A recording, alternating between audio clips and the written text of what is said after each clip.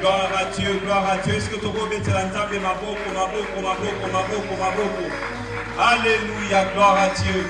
Merci Seigneur. Seigneur, merci pour ce matin. Merci pour ta grâce, oh Dieu. Merci de nous avoir attirés dans ta présence. Merci Seigneur, oh Dieu, pour cette matinée fraîche, matinée de fraîcheur, pas seulement pour notre corps, pas seulement pour la terre, mais aussi pour notre esprit. Merci pour nos vies qui sont rafraîchies ce matin. Seigneur, oh Dieu, bénis ce moment de partage de ta parole et de prière. Nous prions, Seigneur, que tu puisses nous donner ta parole. Parle à quelqu'un ce matin, oh Dieu. Parle à nos cœurs. Donne-moi aussi la force de partager ta parole ce matin.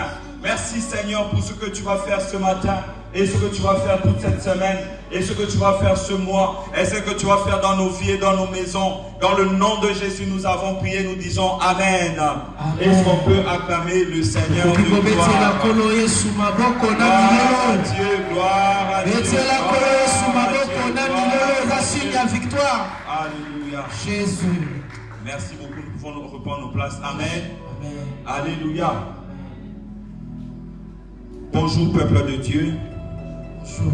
Alors nous allons partager un petit thème aujourd'hui et demain que nous avons intitulé Ce que la conversion de Paul nous enseigne.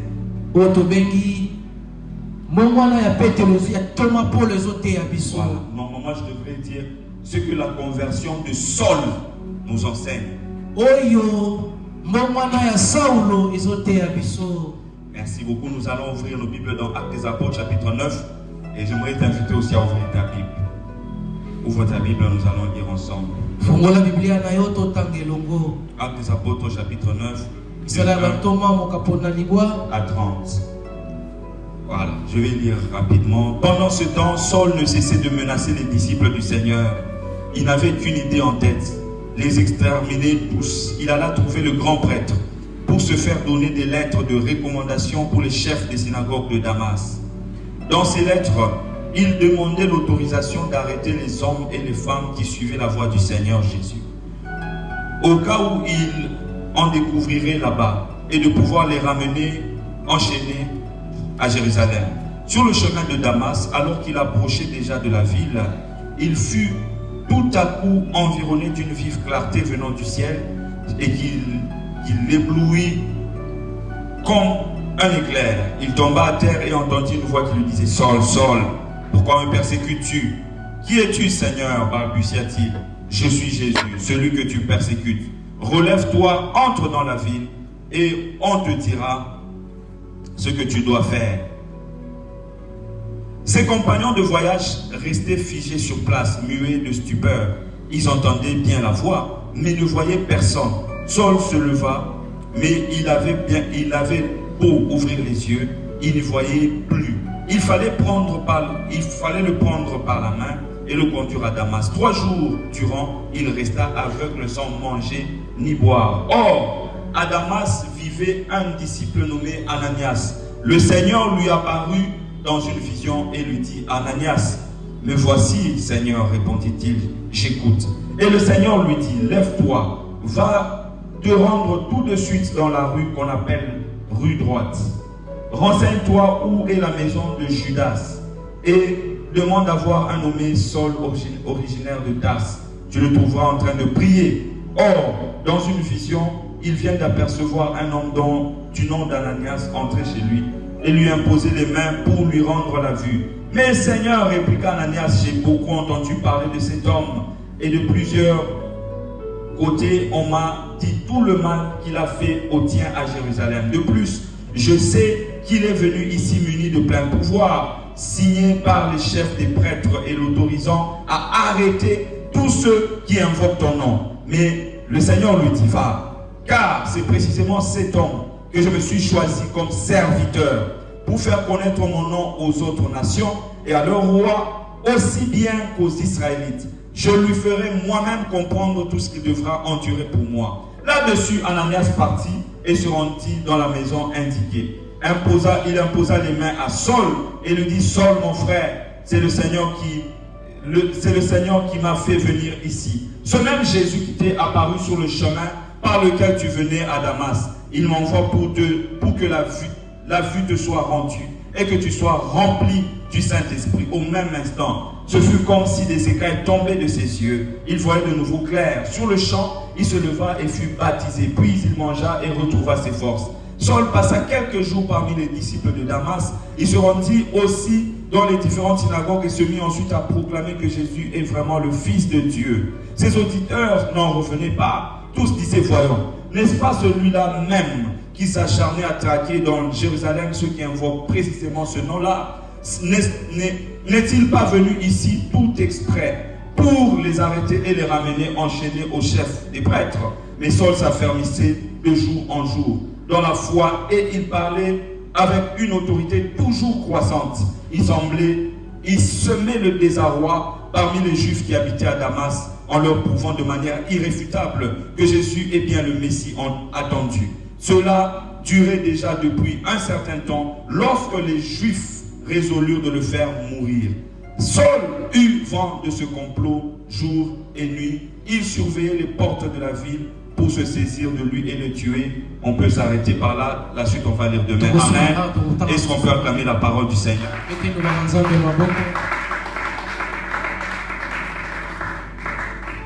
Alors, le texte que nous avons lu ce matin est en train de nous parler de la conversion de Saul de Tarse. Comment Saul s'est converti, comment Jésus lui est apparu et il a transformé. Alors, nous allons exploiter ce texte pour tirer quelques leçons pour notre vie. Alors, la conversion, en fait, c'est le fait que la personne qui était en train de persécuter l'église, la personne qui ne connaissait pas Dieu est arrivée au point de se tourner vers Dieu. Est arrivé au point de commencer à servir Jésus. Sa relation à Dieu a été restaurée par le fait qu'il s'est confié au Seigneur. La même réalité qui est arrivée à Paul nous arrive aussi et arrive à tous ceux-là qui doivent croire en Jésus. C'est-à-dire on arrive à un point où on prend la décision de commencer à suivre Jésus, de se repentir, d'abandonner le péché et de mettre sa foi en Jésus. Et tout le monde doit faire ça. C'est ce que nous appelons la conversion. Et l'histoire ici nous relate comment Paul a expérimenté cela. Alors si nous devons placer un contexte historique, ici on est dans l'église primitive. L'église a évolué. Quand Jésus est mort, Jésus est ressuscité, il est monté. Il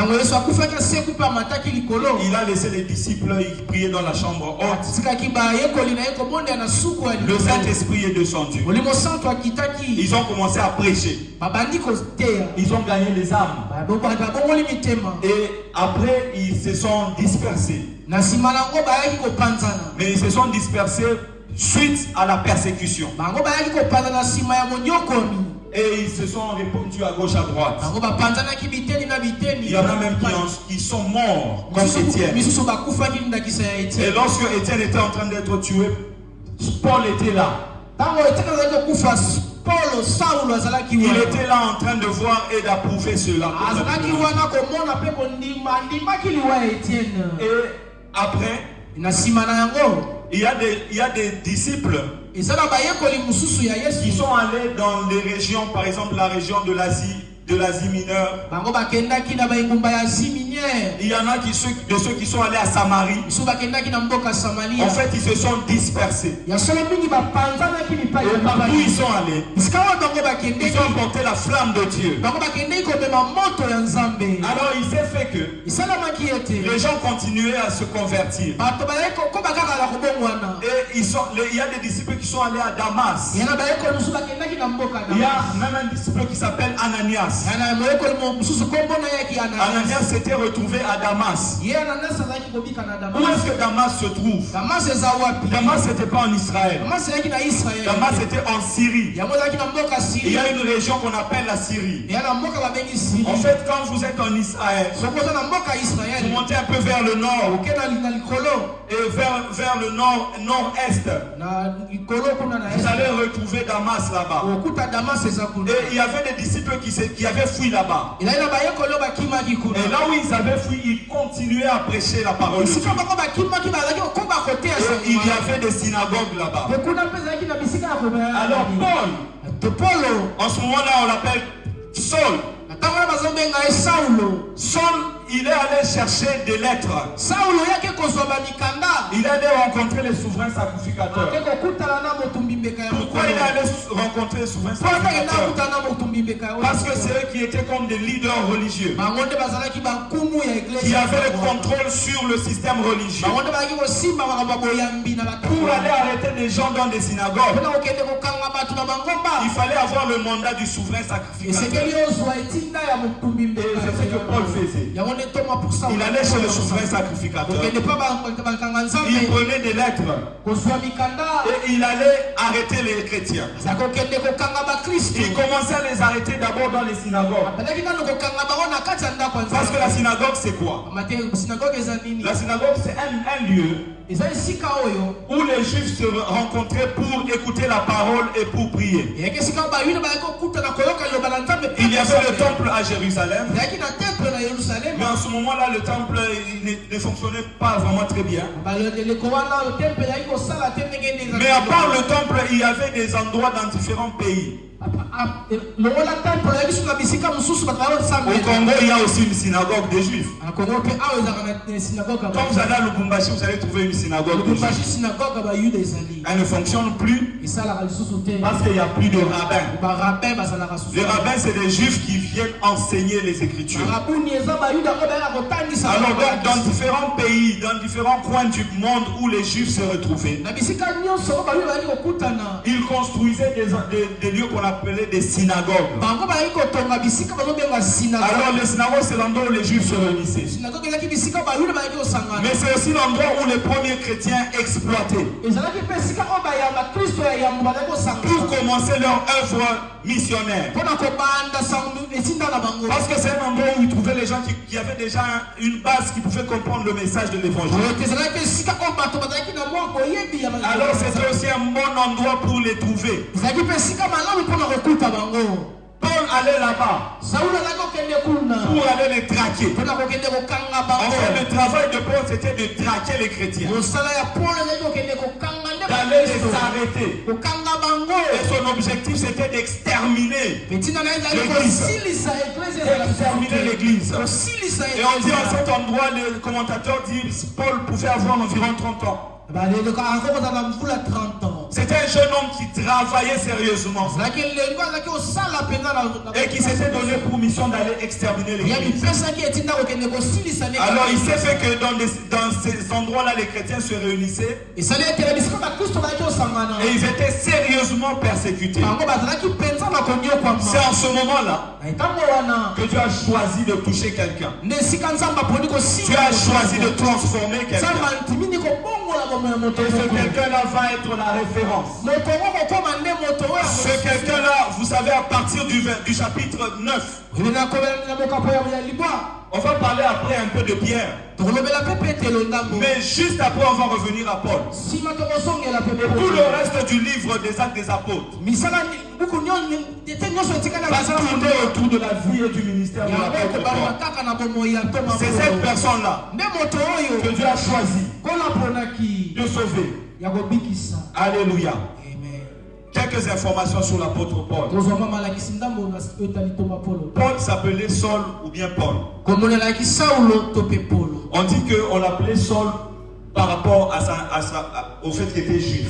azalaki kobenga ye saulo mpo azalaki moyuda. Les juifs l'appelaient Saul, bayuda bazalaki kobenga ye saulo. mais les gentils, kasi bapaya bato mboka mosusu c'est-à-dire les païens, les gens qui étaient dans d'autres pays, bato ya bikolo mosusu ou les Grecs, comme on le disait aussi, bango bazalaki kobenga ye bongo. ils l'appelaient Paul. bango bazalaki kobenga ye Ça ne polo. veut pas dire que Saul quand il s'est converti, il est devenu Paul. Non. C'était toujours la même personne. Parce que même dans la Bible, on parle de Saul, de Tarse, de Saul. Même quand il s'est converti, on l'appelle toujours Saul. On n'a pas dit que Jésus lui a dit désormais, comme on a dit Pierre, Simon, Pierre, non. Paul, il est toujours Paul, il est Saul, il est Paul. Mais on dit que Saul, c'est beaucoup plus du fait qu'il est juif. C'est pour cette raison-là qu'on va continuer à l'appeler, quand il collabore avec les juifs, on continue à l'appeler Saul. Mais quand il commence ses voyages missionnaires, on va commencer à l'appeler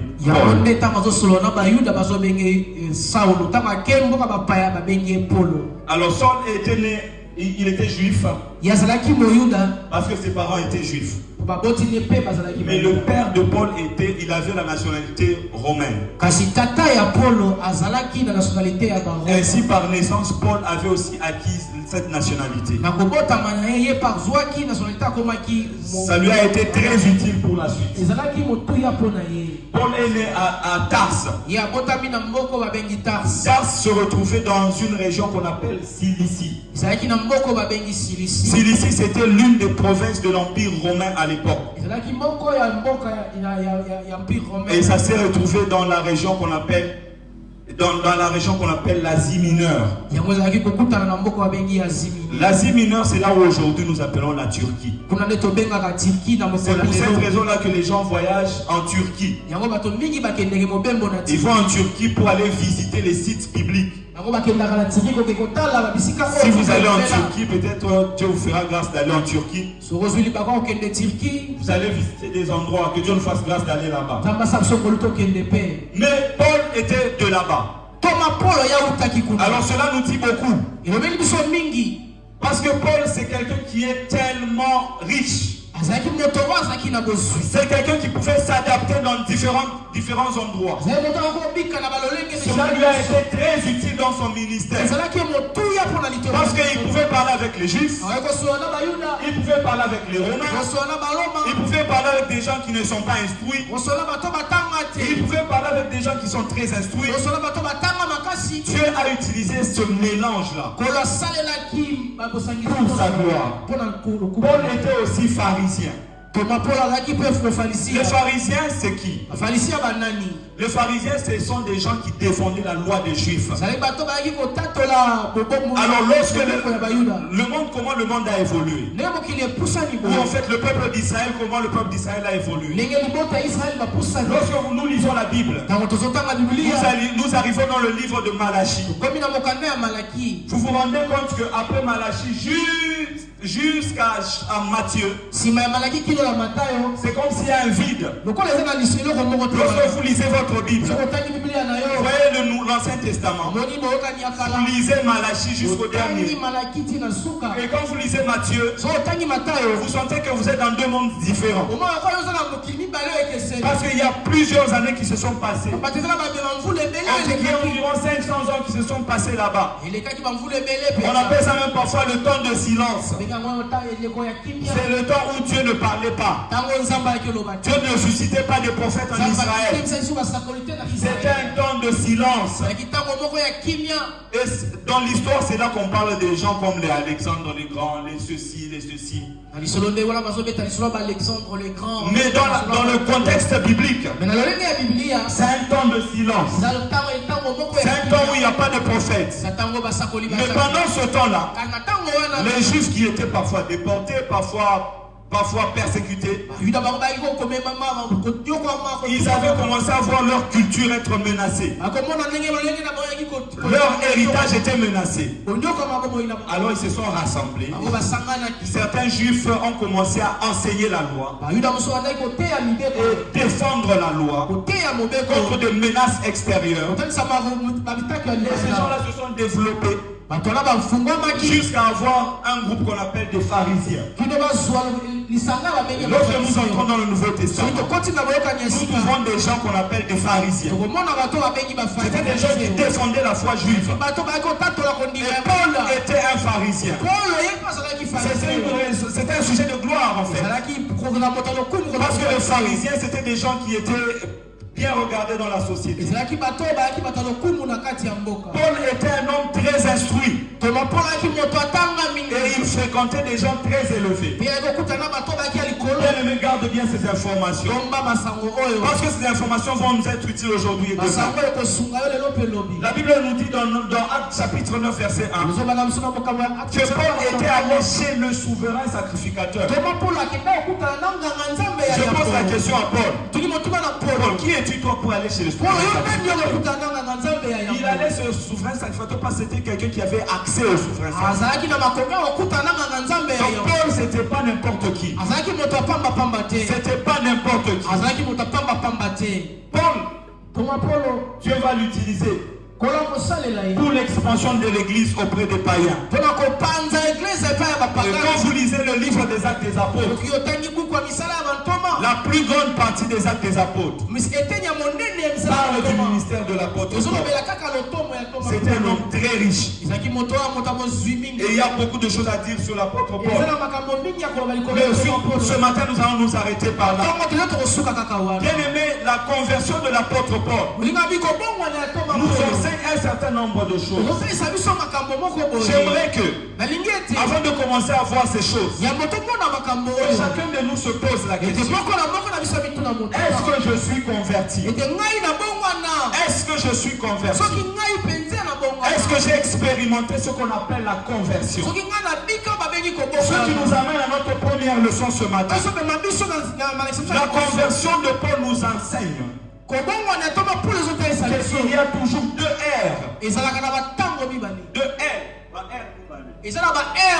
Dans toute conversion authentique. La conversion de l'apôtre Paul nous enseigne qu'il y a toujours deux R dans toute conversion authentique.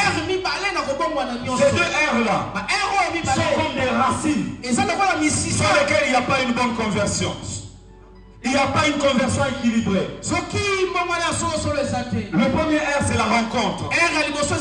Il y a conversion s'il y a rencontre. Et il y a rencontre avec une personne. Pas la rencontre avec une église. Pas la rencontre avec un serviteur de Dieu. Mais la rencontre avec Jésus-Christ de Nazareth. Il y a conversion s'il y a rencontre avec Jésus. Tu dois rencontrer Jésus. Ce matin, j'aimerais te lancer un appel de rencontrer Jésus de Nazareth. Ne rencontre pas LMD parce que tu seras déçu. Ne rencontre pas l'église du Congo parce que tu seras déçu. Ne rencontre pas un prophète parce que tu seras déçu. Rencontre Jésus de Nazareth. Lorsque tu rencontres Jésus, tu trouveras toujours des raisons de continuer sur ta marche chrétienne.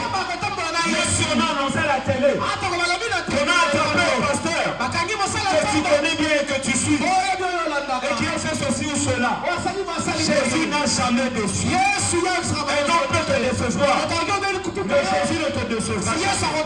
Alors une conversion authentique commence par la rencontre. Je te lance un appel ce matin. Rencontre Jésus.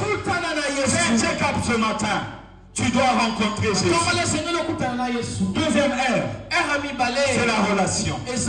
Toute conversion authentique est basée sur une relation. Il y a rencontre, mais il y a aussi relation.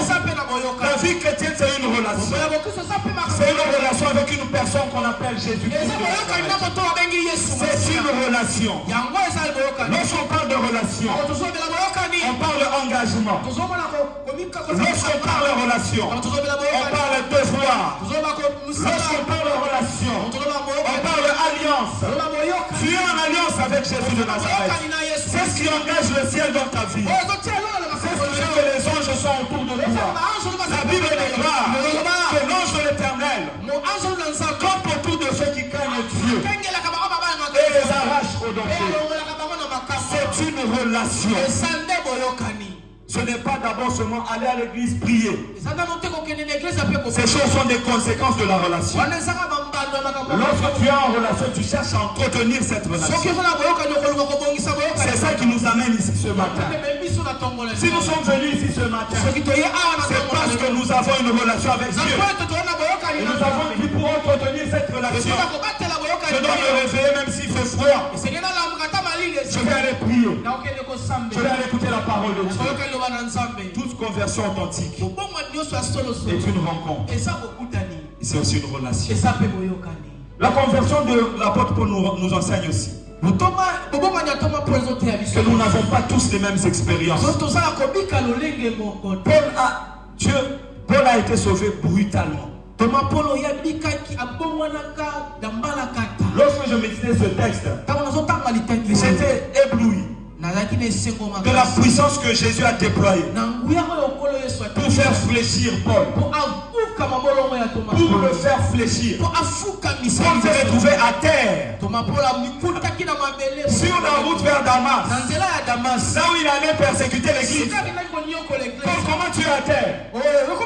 Tu es un jeune homme, tu as le mandat, tu diriges une équipe, mais comment tu es à terre, Paul? Comment tu es à terre? Comment tu es à terre? Dieu sait ce qu'il doit faire. Il te connaît. Il me connaît. Et Dieu nous donne à chacun une expérience en fonction de ce qu'il veut, en fonction de notre contexte, en fonction de là où il nous amène. Bien aimés, nous n'avons pas tous les mêmes expériences, mais chacun a une expérience avec Jésus. Certains ont été convertis doucement, d'autres ont été convertis avec brutalité. Il y a des gens comme des Timothée qui sont convertis doucement. La famille, sa mère, sa grand-mère. Des gens comme des Pierre, des gens comme des Jean. C'était pas très brutal, même s'il y avait un peu d'accrochage. Mais des gens comme des Saul de Tarse, Jésus l'a brutalisé. Alors nous n'avons pas tous les mêmes expériences. Pourquoi je dis cela? C'est pour que tu ne sois pas complexé. Du témoignage de quelqu'un. Que tu ne dises pas non parce que lui, le pasteur nous a raconté que lui il avait rencontré Dieu comme ça, comme ça, comme ça. Moi donc je ne suis pas sauvé. Non. Si tu as cru en Jésus pour de vrai, tu es sauvé. Même si tu n'es pas tombé, même si tu n'es jamais tombé, amen. Chacun de nous est sauvé à sa manière. Mais nous tous nous sommes sauvés par la foi en Jésus-Christ. Alors bien aimé, sois assuré ce matin. Sois assuré ce matin. Que Dieu te donne une expérience personnelle. La conversion de Paul nous apprend que la conversion nous coûte toujours quelque chose. Ça nous coûte toujours quelque chose. L'apôtre Paul, dans Philippiens chapitre 3, verset 4 à 5, nous explique comment c'est qu'il a perdu. Bien aimé, la conversion va te faire perdre quelque chose. Oui, tu vas perdre quelque chose. Dieu te fait perdre pour libérer tes mains. Pour libérer tes mains et t'ajouter des choses. Si vous avez des choses en main, vous ne pouvez pas recevoir autre chose. Vous devez lâcher pour recevoir. Quand vous perdez, c'est le qui perd gagne. En réalité, vous ne perdez pas. Parce que Dieu vous dépouille pour vous ajouter ce qui est mieux, ce qui est propre, ce qui est utile. Alors ne pense jamais que tu perds. Tu ne perds pas. Parce que quand tu perds, d'après nous les hommes, nous disons que nous perdons. Mais Dieu sait que tu ne perds pas. Quand tu donnes à Dieu, quand tu laisses passer cette relation, vous savez, quand vous vous tournez vers Dieu, je vous assure, vous allez perdre des choses. Vous allez perdre. Parfois, vous allez même perdre votre dignité. Moi, lorsque je me suis converti, à l'époque, on marchait avec des Bibles. J'avais honte de marcher avec la Bible. J'avais honte. Marcher avec la Bible. J'avais honte. De fait marcher avec la Bible. Singela qui n'attend pas la Bible. Mon père m'avait acheté une Bible Louis II. Voilà ma somme la Bible à Louis II. Alors, c'était vraiment, j'avais honte. Mais je savais que Dieu travaillait ça, Dieu voulait enlever ça en moi. Alors imaginez, tu marches avec la Bible, tu te rencontres avec des amis. Aïe, aïe, aïe, aïe. Comme pasteur. Mais Dieu t'ajoute, Dieu sait là où il t'amène. Dieu sait là où il t'amène. Alors, bien aimé, la conversion va te demander de lâcher certaines choses. Ne te plains pas. Accepte ça. Accepte que la conversion va faire que quelquefois tu vas donc oui. Parce qu'il y a des gens qui vont penser que comme tu es chrétien, donc ils vont se moquer de toi. Quand tu prends la décision d'honorer Jésus, tu vas perdre des amis.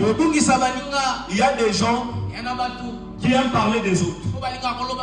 Quand ils viendront te parler, tu vas leur dire non, moi je ne vais pas écouter ça. Non. Alors ils vont commencer à te fuir. Parfois ils vont commencer à dire, toi tu penses que tu es qui?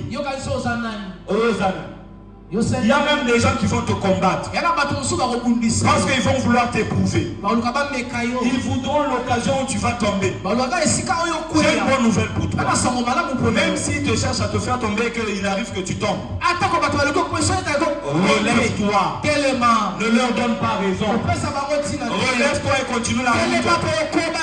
Continue la route parce que Dieu est avec toi. Est-ce qu'on peut acclamer le Seigneur? Nous allons continuer demain. On se traite de bon acclamer le Seigneur. Amen. Alléluia. Est-ce qu'on peut encore acclamer le Seigneur?